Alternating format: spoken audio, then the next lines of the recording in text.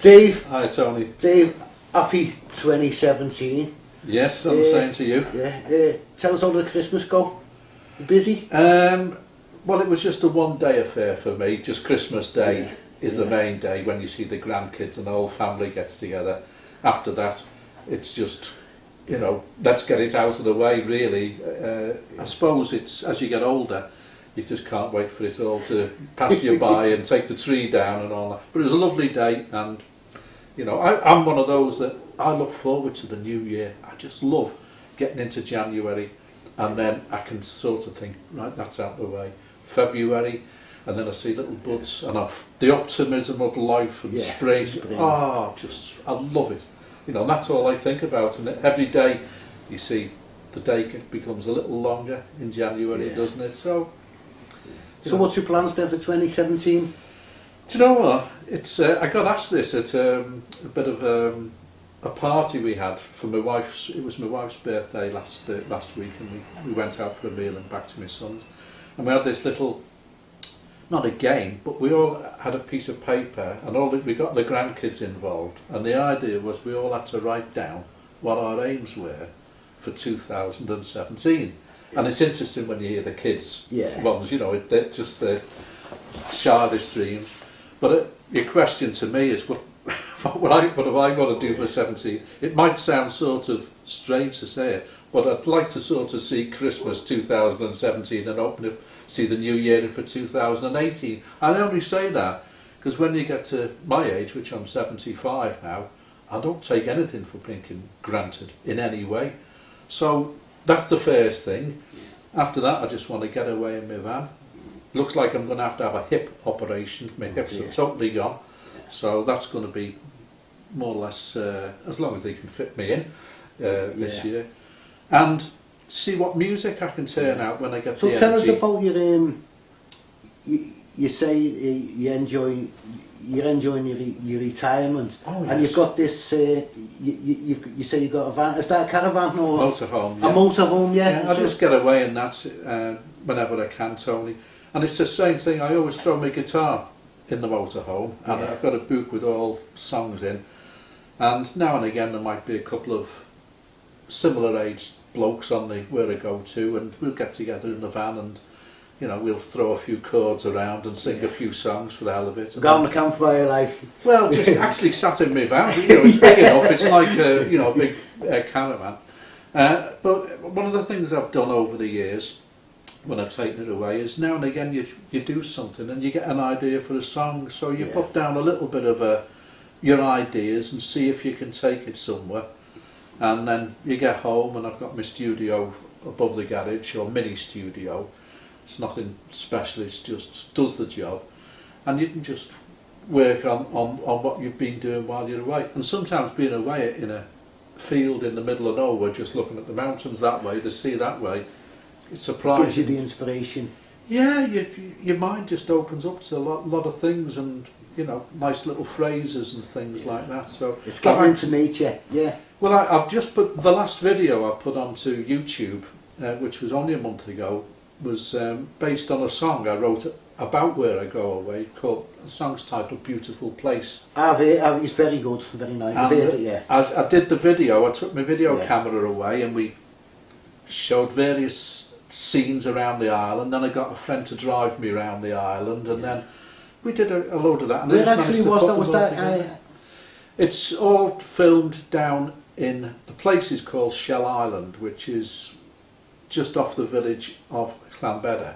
Llanbedr's between Harlech and Barmouth in Cardigan Bay. But in my motorhome, it's a 3-hour drive from Liverpool, 2 hours in a car, you know. But I love it. It's just and as the song says, you know, this is my spiritual place. This is my spirit's calling me, and that's exactly how I feel about it. And it can sort of, being there, can invite you to come up with these lines and these thoughts. I know myself, being into photography, you know, still photography. I'll go out into the woods, taking pictures of bees and flowers and everything, and it's just great to get away, and just to get away from the normal things in life these days, like the distraction of the television, the internet, everyone like this on mobile phones. it's great just to get away. Yes. Yeah. You know what I mean? It's like Margie and me, we're open to get away, and we don't. I said, oh, let's not go abroad. Let's just go to the lakes or Scotland. Yeah. I said, leave the mobile phones and the computers. She said, oh, this has got free Wi-Fi. I said, no computers. Bring your mobile phone to keep in touch with the family. A lot of the lads, when I go away, they'll take their iPhones and all that, and they're on the internet. But I just don't want to know. I want to want a holiday from it. I'll have my phone, and that's it. You know, and I'll just. It's there for the family. I'm the same. I'm old school. I said you can bring your mobile phone, but leave the computers and the games. You know, laptops and iPhones, and it's all still like that. You know. Yeah. It's like you see people like on Facebook and stuff, don't you? And they're posting pictures of the holiday, and I'm thinking, if they're having a picture, they're still on Facebook. They're not having a holiday. They're keeping it stay the same. You know, it's getting out, isn't it? And I just love being. You know, I'm a city boy born and bred, but I love, you know, the open spaces and the freedom. Being a Cancerian, I love being near the sea and water. But, you know, always have done. Getting into and nature. that sense of freedom. I just love that sense of freedom. So I just head for the same place. It's quite boring, but over 30 odd years you make friends there. So you're meeting family, friends, you know, or friends who are as good as family. And it's such a comfortable situation to be in, thankfully, you know. You were saying something else to me before earlier, which I found was fascinating. You actually lived at one time on Princess Drive here. Well, just off Princess Drive in Fincham Square. Yeah. Because when I think about it, you know, you're into music and that, and we're talking about this book, Rory Storm, which I'll cover in a minute. When you think about where you were born, because I was thinking about that, I thought, God, it's quite a sacred place if you think about it there, Fincham Square, because down that end you have the bow and arrow. Yes. The other end you have the eagle and child, and between that, kind of in the triangle, is Hambleton Hall, where the Beatles played. Yes. All them places, bastions of live music. Yes. Was that how you got into music, living there? Oh no, I was already playing in a group when the family that I was lodger up with moved there. So I'd been in a group and been playing for a couple of years. So it was just one of those things that took with me, you know, that's... that's just like a happy coincidence that you were in. Yes, it was a strange thing because there wasn't that many... Where I come from in Chilwell, in Liverpool, there's nobody that I can think of. Although when you think of Rory and Broad Green Road, I could walk that, you know, 20-minute walk from where I lived, you know, just across the city, and you'd do stuff like that. But I don't recall anyone else of any fame that I'm aware of being from around where I'm originally from, you know. Funny enough, bringing back to this Rory Storm and Hurricanes, my friends just brought this for me. He's lent it to me while Dave's been here. And Dave, he happened to say that. I said, did you ever meet Rory Storm? And you said, you actually played football against him. Tell us about that. Well, it's you played football against Rory Storm. It was a happy accident, you know. As 18, 19, 20-year-olds, we'd have Sundays that'd be over at the local park, and there might be 15, 20 lads, and we'd just pick sides, and we didn't even have to put coats down because the local team that played there would leave the goalposts up for us, which was fortuitous. So we'd be having a match, and we'd do this regularly on Sundays, and we just got asked by somebody one day, did we want a match? You know, so we said, who against? And he said, well, I've got a load of mates and we can get a team together. So we said, and we arranged the meeting. We had our team, we picked who we were going to play, you know. And who rolls up in their team but Rory Storm? Who ran the legs off everybody. Nobody could keep pace with him. It was just, you know, people said, see who's in their side? Rory Storm. It's Rory Storm. I'm alright. See, people these days, today's generation wouldn't know, but he was like one of the first from Liverpool, wasn't he? I would say even while the Beatles were still playing as such, Silver Beatles and stuff like that, Rory had already had a name for himself, I would have said, in Liverpool. And you know, amazingly, a lot of people didn't know about Gerry and the Pacemakers until after the Beatles, because the Beatles formulated the whole Liverpool situation taking off. But Gerry, you could go through. Was still driving and passed my test in '61, and you could drive around Liverpool and you could see Gerry and the Pacemakers signs up on many a club or town hall or local place, along with Rory Storm and various other ones. So, but the Beatles got that big breakthrough and they pulled all the rest with them. It's amazing that Rory Storm didn't become the big international star. It is, isn't it? You know, like I say, I've read some of this book before, but John had to take it to renew it, at the library for me, because it's John's book, and his enthusiast said, I'll have to lend that off you, John. Yeah. But I don't know whether Rory ever did any records, or whether he ever released any. Yeah. I would be surprised if he hasn't, because, but although I can't think of any, you think of others like Farron's Flamingos did See If She Cares, and all the bands did something, but I'm sure Rory did, but I can't recall. Yeah. But Rory Storm, for those that don't know, he became a friend of the Beatles, didn't he, through his Hamburg days and stuff. Yes. Yeah. But he was just an incredible person. He was actually a brilliant athlete. Well, you'll know if you play football against him. Yes, yeah. Did he go rings round you? He couldn't keep pace with him. He couldn't, yeah. Because I know he actually done a gig at New Brighton Bats, where he was doing a live concert, and he was big on Merseyside. He was done this big gig at New Brighton Bats. Yeah. And in between the gig, he actually went to the top diving board and dived off the diving board into the swimming pool. Yeah. Got out the swimming pool and got back up and finished off the gig, went back to doing his music. Yeah. This person, most people of later generations won't appreciate that he really is part and heart of the Beatles story, isn't he? I would say part the Liverpool scene development, without a shadow of a doubt. Yeah. And of course, don't forget, his drummer was Ringo, who eventually joined the Beatles. Yeah. I thought when you said you were talking about the high diving board, I thought you were going to sort of see what we used to do at Dovecot Baths, but it wasn't allowed. Dovey Baths, yeah. When you stood on the top diving board and jumped in. Yeah. Well, I never ever had the guts to even jump off the top diving board in Dovey Baths, in Dovecot Baths. But I remember the one in New Brighton. It was massive. Yeah. And when I read that he'd done that, there's his house there in Broad Green Road, Old Swan. Yeah. Is that the pub on the corner, the bottom of Broad Green Road there, the Gardener's Arms? The Gardener's Arms, that was his regular. See, there's the bats. See the size of the diving board. Yeah. Highly recommend to book that from the library if anyone's into the Liverpool music scene. From A Storm to a Hurricane, Rory Storm and the Hurricanes by Anthony Hogan. Brilliant, fantastic. And I can say, by the way, there is also a good video on YouTube that features. What's that called?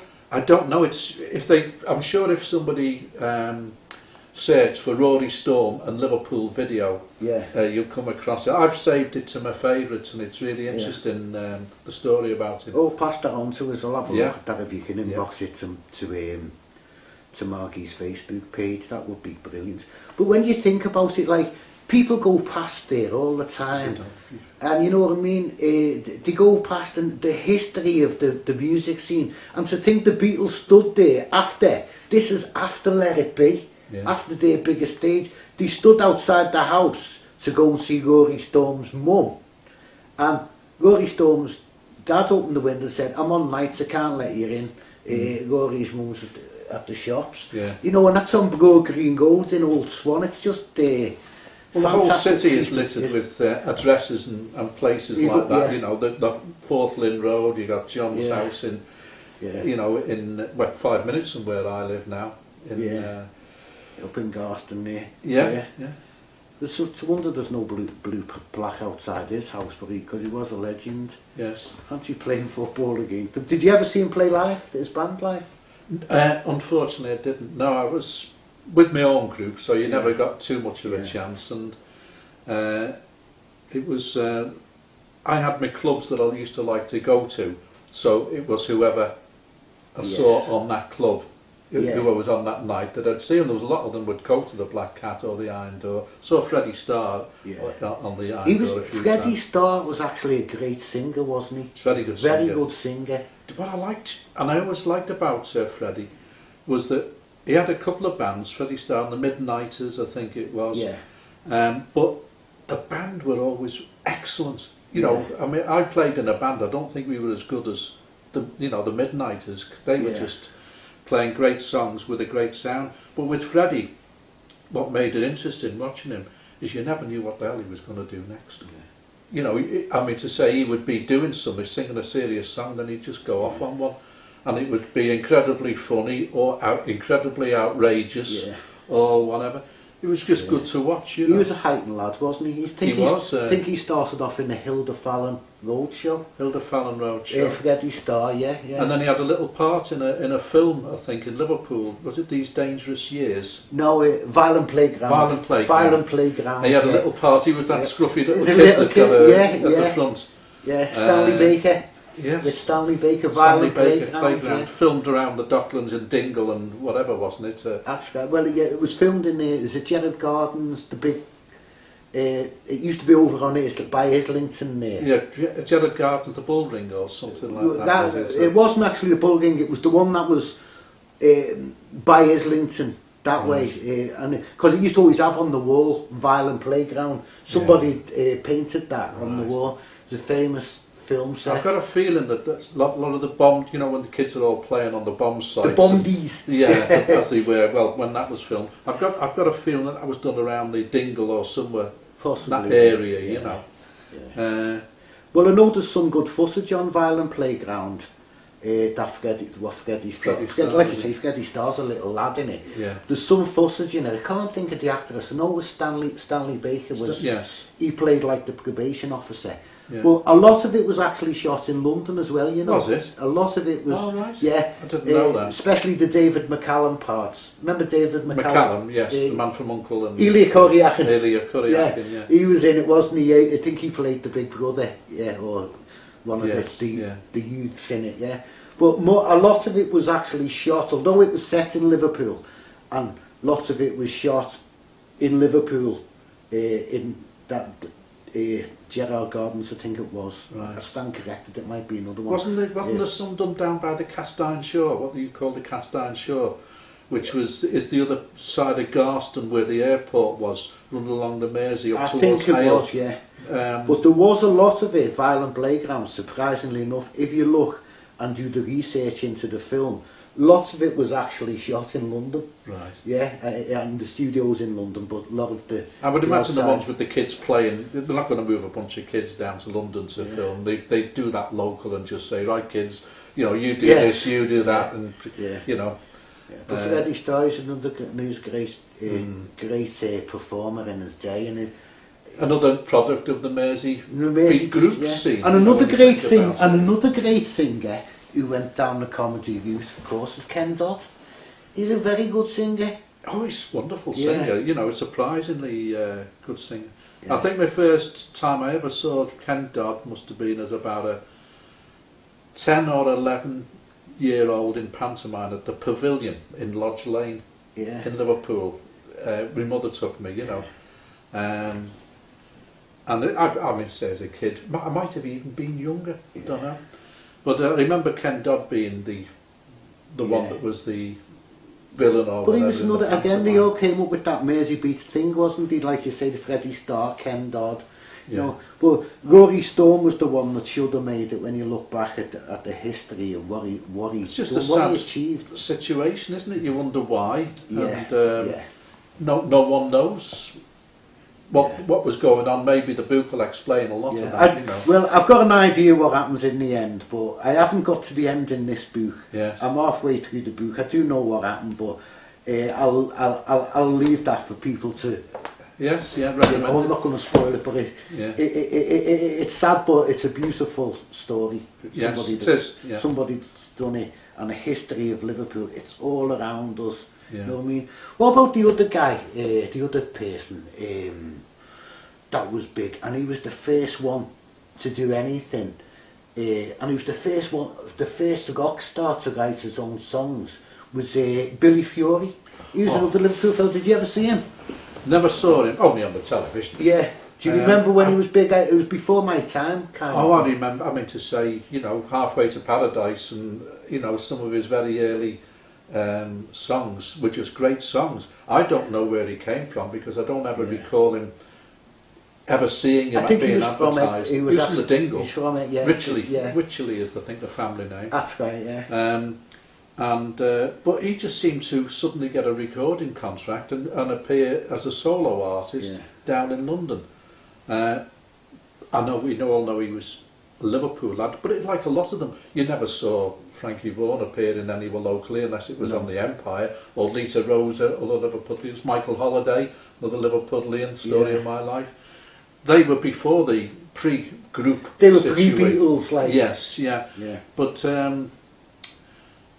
no, it's Billy Fury just seemed to be there, and of course there was other ones, wasn't there? I've seen their names that were from Liverpool. They were all put together under the same management. I'll think of strange names like, not Vince Eager, he wasn't from Liverpool.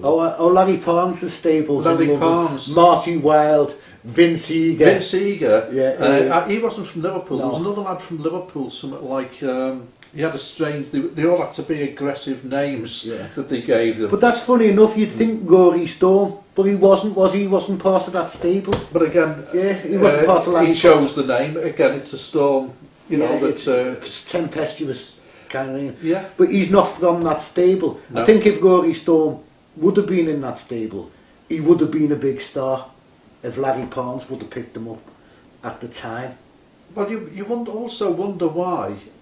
Well, you can consider why so many groups, like the Foremost, Gerry, of course the Beatles, the Searchers, the Swinging Blue Jeans, were all picked up as Liverpool bands. What happened with Rory? What was the thing that never? Because he was as popular, he could put as many people in a club as any of those I've previously mentioned in the sort of. But they all had hits. This is. He never had the chance to go down there and to be taken on by a record company, and there was no reason why, because he had good musicians with him. He was an excellent frontman. Whether it was the material that was offered to him, that's generally predicted. What happened to you, because of course Gerry's first song was offered to the Beatles. They refused that. How do you do it? Wasn't That's right. Yeah. The Beatles actually recorded a demo. There's a demo available where you can hear that. The Beatles said when they recorded it, they ended up saying to George Martin when they listened to it through, "That's no good. We want to do our own stuff." And that's what you can always admire about the Beatles. No, we want to do it. And George Martin saying, "No, this is a hit." John Lennon, "No, we want to do our own stuff. Give it to Gerry." I'm sure Gerry did a better job on it than the Beatles. Well, possibly, because the song suits his voice, doesn't it? But Gerry was in. I would put Gerry and Rory Storm on the same level of individual, of group and following. In our sort of late 50s, 1960, 61, without a shadow of doubt. So Gerry Marsden, did he write his own material, or was he part of like the Tin Pan Alley where people give him songs? I know You'll Never Walk Alone. I think that comes from Carousel, the musical. It was a very popular song. No, I think Gerry, once he wrote Ferry Across the Mersey, was one of the main ones. He did write a couple of other ones, but his early ones were all written for him by London songwriters, I would say. And I don't know where the Swinging Blue Jeans got Hippie Hippie Shake from. Was that an old Motown the Foremost, Hey Little Girl, I think, was written by the Beatles. Hello Little McCartney. Girl. Hello Little Girl, right. Billy J. Kramer. Billy, he had the breakthrough. Again, another one. And you asked the question, why not Rory? But again, Billy's first song was a Beatles, Paul Lennon McCartney song, from memory. But do you want to know a secret? Do you want to know a secret? Yeah, that's right. You could probably keep adding to these names of people that had the break, but Rory somehow or other. Why he didn't make it?